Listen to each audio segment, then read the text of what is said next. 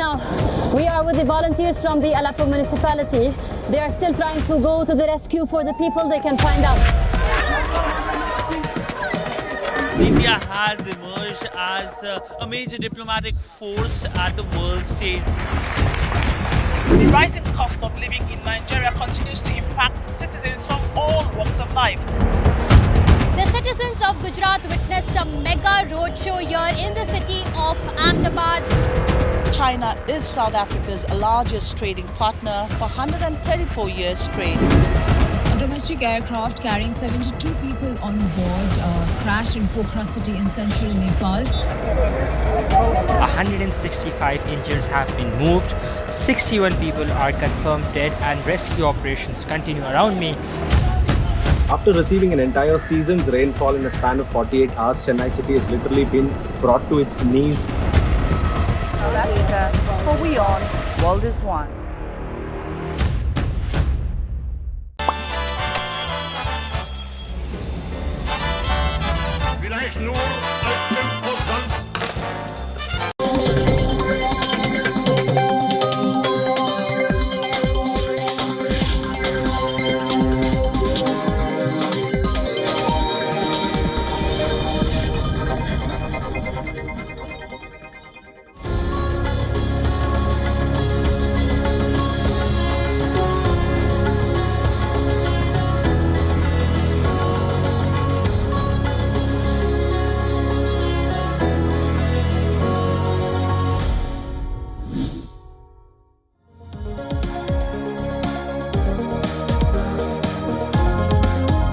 Hello and welcome, I'm Ananya Datta and you're watching Race to Power. Here's what's coming up in the next 30 minutes.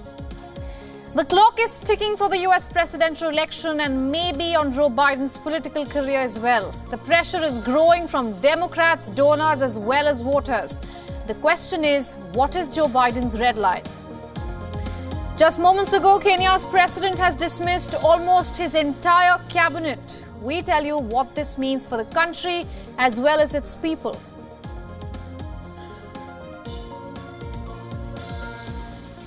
A new day, new doubts in the United States. 4 months before presidential elections, the Democrats are not sure about their candidate.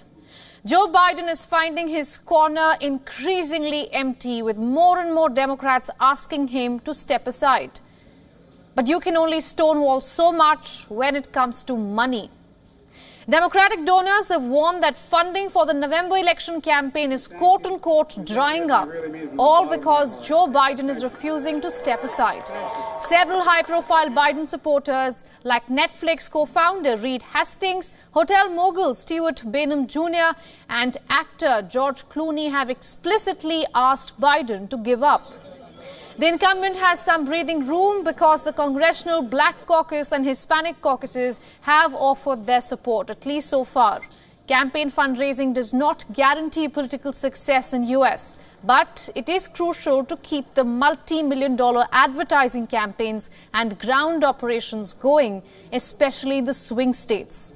Things that Biden needs even more after the presidential debate performance. And speaking of support, Biden's claim that only party elites want him to step aside is being proven wrong.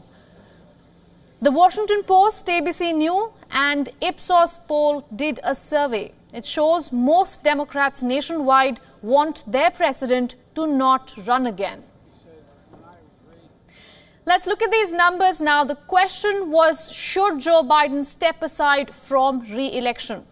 67%, that's 2/3 of Americans say that he should step aside and make way for someone else in the blue camp. When it comes to registered Democrats, the number slightly dips to 62%. And among those who have been a supporter of the incumbent, Joe Biden specifically, the number slides to 54%. Now, with support wavering, funds drying up and voters growing more skeptical, Joe Biden's team is in a cleanup mode. The president sat down for an interview, but that didn't do the trick. He will now hold a press conference after an 8-month dry spell. This also comes after it came to light that only Richard Nixon and Donald Reagan have held fewer news conferences each year as Joe Biden. The fact is that Joe Biden is old, He's over 80 years old and running for office. If we do a quick average of all US presidents entering office, it comes to 55 years. Joe Biden is 81 and Donald Trump is 78. Whoever it might be, mental and physical fitness is a basic ask by the voters from the President of the United States.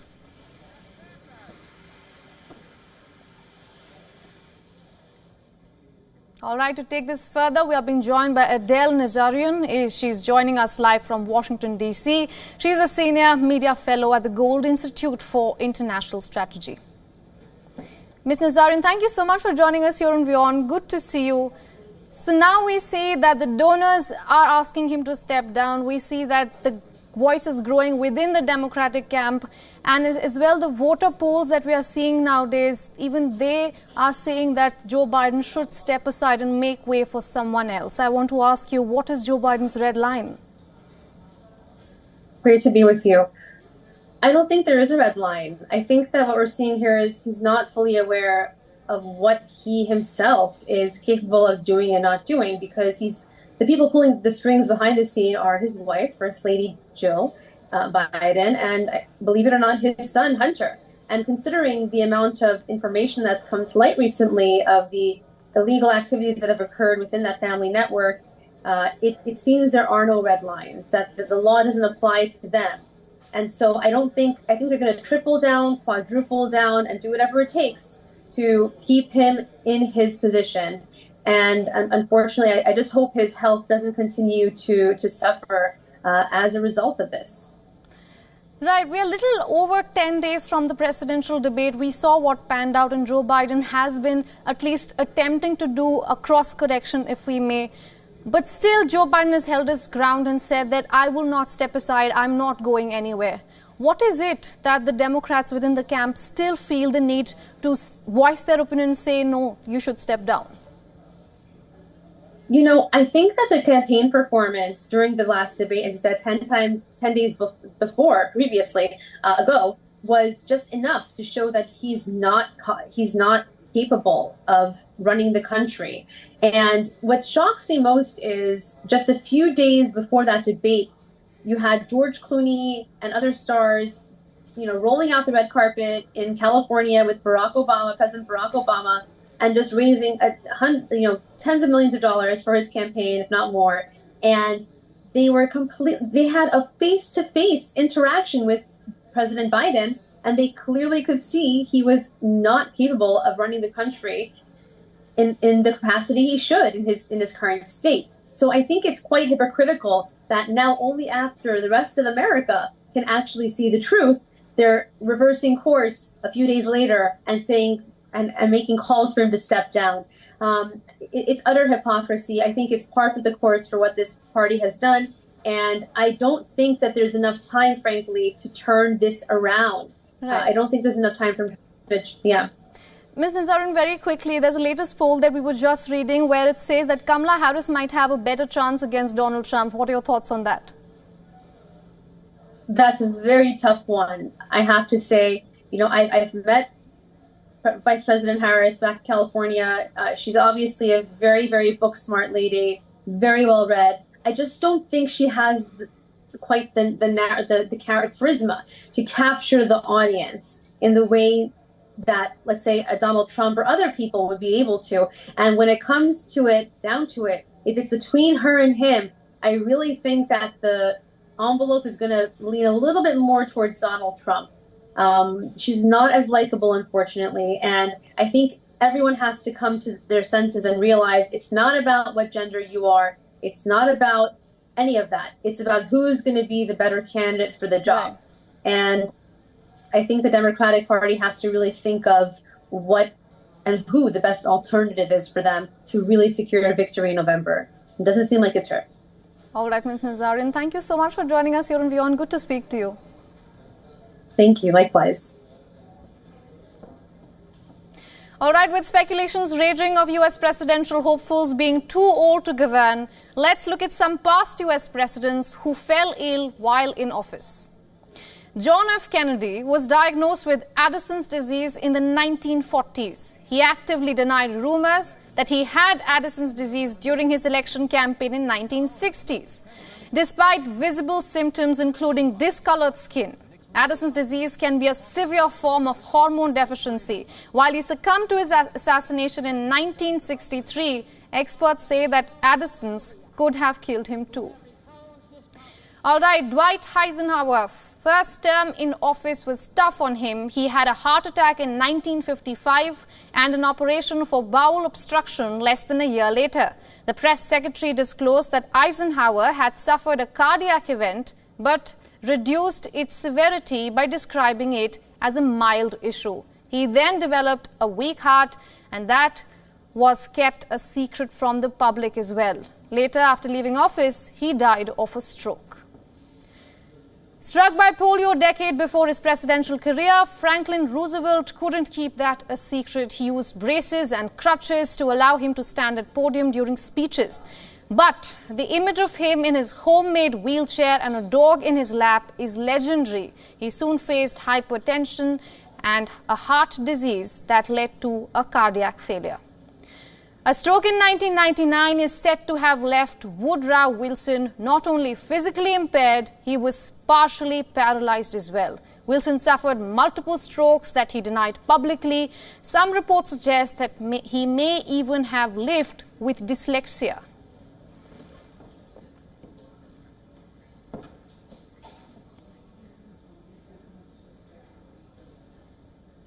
All right, let's shift focus now. The political battle in France is getting ugly. Several parties across the ideological spectrum have slammed French President Emmanuel Macron, accusing him of holding on to power. This is the unbelievable situation in which we have found ourselves. It's a form of legislative takeover that the president is currently doing. So he should stop monopolizing power, admit that he was defeated, and admit that we won. The reaction comes on the heels on Macron's open letter on Wednesday. In the letter, the French president called on quote-unquote Republican parties to form a coalition government. The letter essentially calls for political parties on the far right and far left to be left out. The first person who caused trouble and who has caused confusion is Emmanuel Macron. Now we are in a situation that's unprecedented. It's inescapable, mathematically.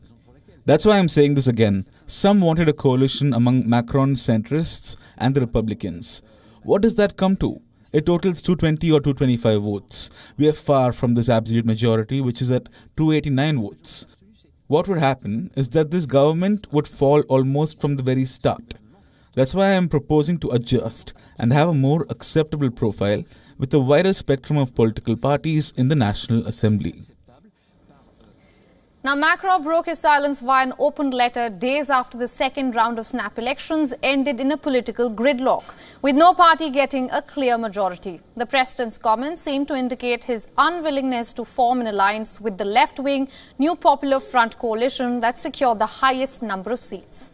Earlier too, the president and other leaders of centrist alliance have refused to enter into a coalition deal with France Unbowed, which is the largest party of the left's NPF. The centrist bloc has often accused Jean-Luc Mélenchon, 72-year-old leader of France Unbowed, of quote-unquote being just as extreme, as unfit to govern as the far right.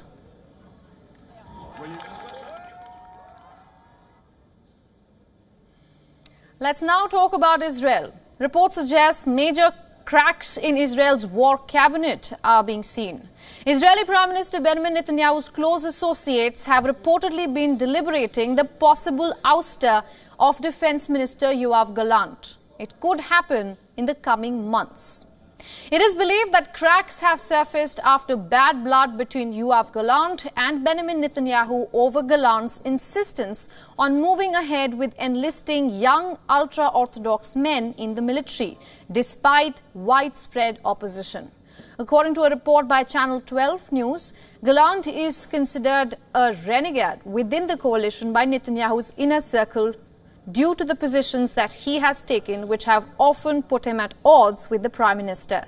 And this includes the Haredi conscription, the war with Hamas in Gaza, and the handling of disagreements with the US administration. Galant's ouster could reportedly happen during the Knesset's summer recess, which begins from the end of July and goes on till October 27th. The ouster could happen during that period because chaotic protests in response to the move would be less likely during that period, thereby lowering chances of a government collapse and triggering fresh elections. Meanwhile, a senior Haredi rabbi, Dov Lando, the leader of Lithuanian Orthodox Jews, lashed out at Netanyahu's cabinet. He said that a cabinet that forces members of religious schools to serve in the military has no right to survive. He reportedly asked other rabbis to take a united stand against the military service. The issue of military service has caused a major rift between the right-wing and the left-wing political forces and created deep gaps between the secular Zionists and the Orthodox Haredis in Israel. Meanwhile, legal troubles for the Israeli Prime Minister have also been mounting. The court says Netanyahu must begin testimony in his corruption trial in December this year. Netanyahu's attorney said that the Prime Minister needed time till at least March of 2025, that's next year, to begin the trial. But in a recent ruling, the Jerusalem District Court ordered Netanyahu to begin his testimony on December 2nd.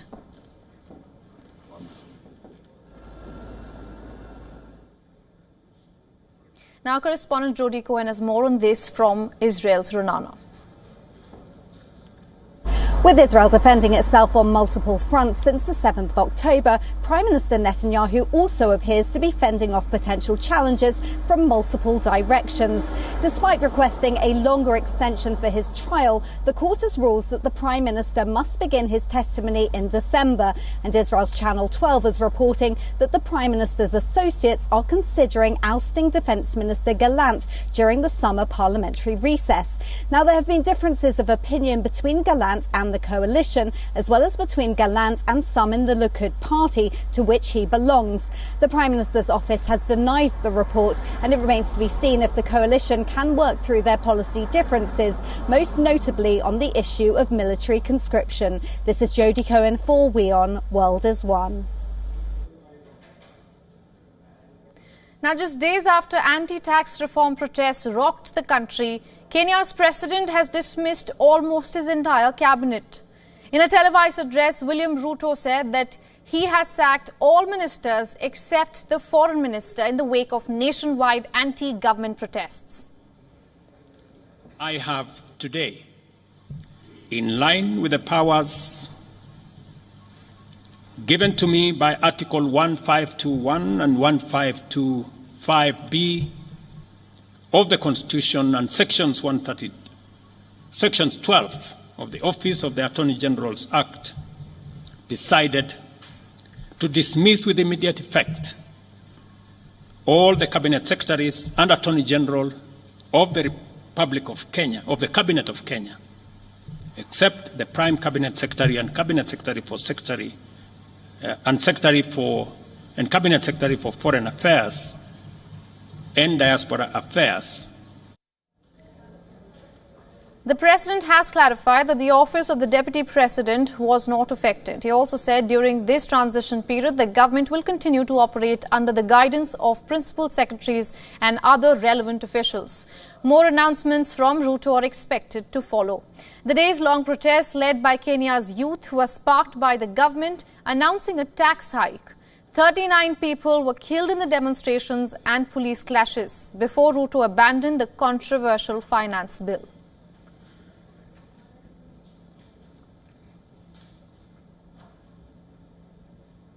All right, let's shift focus now. Regional coalitions in Spain are headed for trouble. The country's far-right party Vox has threatened to quit the centre-right coalition. And the trigger behind this move are underage migrants. Vox has threatened to quit the alliance with the centre-right People's Party in protest over transfer of underage migrants from the Canary Islands to continental Spain. Earlier, the PP had accepted a plan by the socialist government to transfer between 400 to 6,000 unaccompanied underage migrants who arrived in small boats from Western Africa.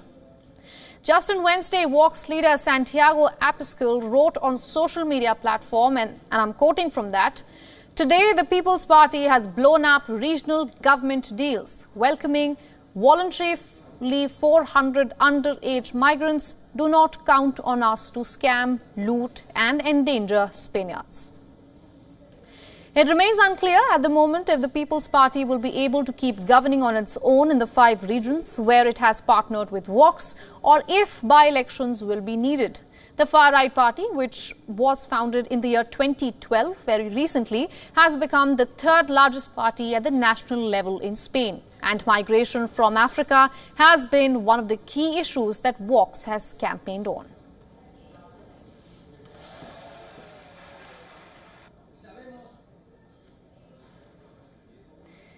In a significant move now, Jeffrey Archer of Weston-super-Mare, a best-selling novelist and convicted perjurer, has retired from the House of Lords. Now, this decision aligns with the anticipated reforms from the new Labour government, which propose an age cap for peers. The Labour manifesto, led by Keir Starmer, the Prime Minister now, promises to limit the age of members of the House of Lords to be 80. Responding to this, Archer, who is 84 right now, retired on election day. Since the policy announcement in June, 4 other peers over the proposed age limit have also stepped down. They are Lord Mackenzie of Culkeen, Lord Rana, Bronus Fritchie and Lord Saville of Newdigate. Prime Minister Keir Starmer defended the policy, emphasising the need to reduce the size of the House of Lords, which he noted is the 2nd largest political chamber globally after China.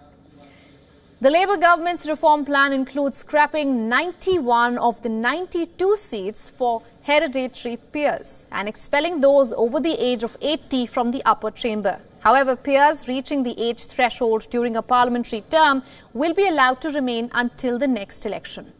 Starmer stated that the primary aim of the age cap is to downsize the upper chamber. Archer, who became a Conservative MP in his late 20s, later transitioned into a successful author and re-entered politics as deputy chairperson of the Conservative Party in 1985. He was made a life peer in 1992. However, his career was marred by a prison sentence in 2001 for perjury and perverting the course of justice related to a 1987 libel case. Despite his conviction, Archer retained his peerage. The House of Lords Reform Act of 2014 now permits life peers to retire while keeping their titles and mandates the removal of peers who fail to attend the Parliament at least once during a session. This week, under the rule, 6 peers, including former Deputy Prime Minister Lord Prescott, were removed.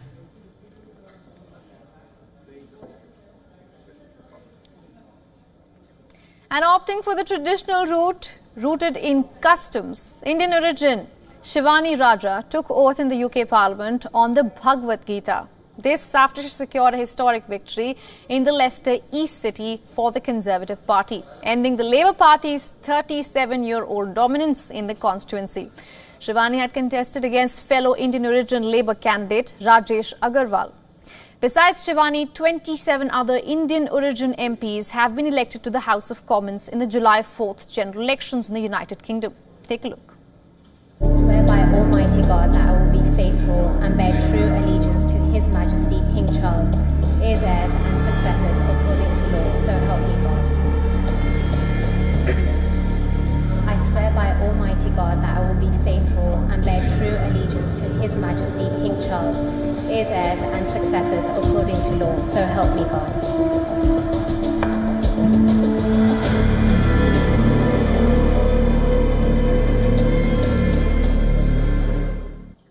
All right, now let's take a look at what else is making news in the world of politics.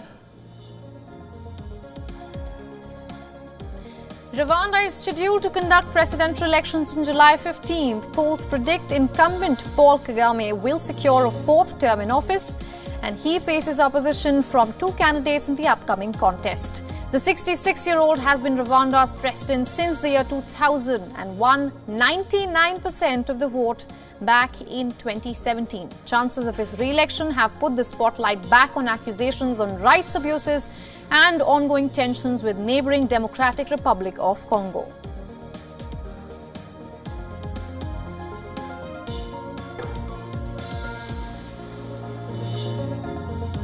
South Sudan's president has sacked the country's finance minister just 4 months after he took office. This is the 6th finance minister President Salva Kiir has sacked in just 4 years. No reason has been given for the dismissal. The move also comes less than 5 months before South Sudan holds parliamentary and presidential elections this December. Salva Kiir has been the president of South Sudan since it gained independence from Sudan. But for years now, the nation has been under the lens for a deteriorating economic condition triggered by regional communal violence and war in Sudan.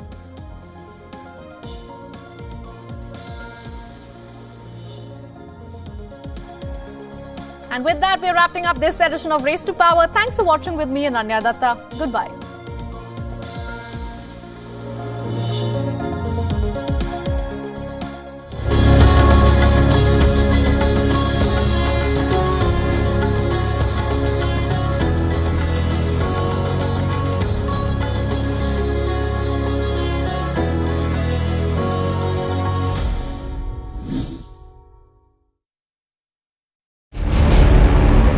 We are not going back to ECOWAS. We are better alone. Sahel military chiefs mark divorce from West African bloc ECOWAS, with the organization opening a parallel summit amid political turmoil in the region. Parents and civil society groups in Kenya sound the alarm over the rise in abduction of protesters following the anti-government protests that left more than 35 people dead. And Palestinian karate champion Maiz El-Bostami hopes to accomplish her dream of representing her home Gaza in international competitions, starting with her new home, Egypt. Wild of Africa, at these times, on WION, Wild is One.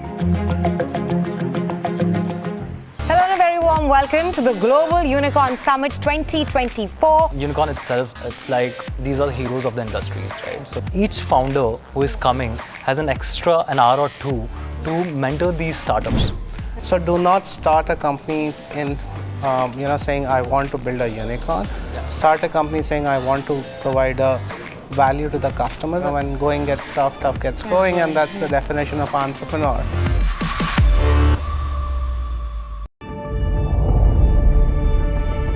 The Earth is sending distress signals. Wildfires, droughts,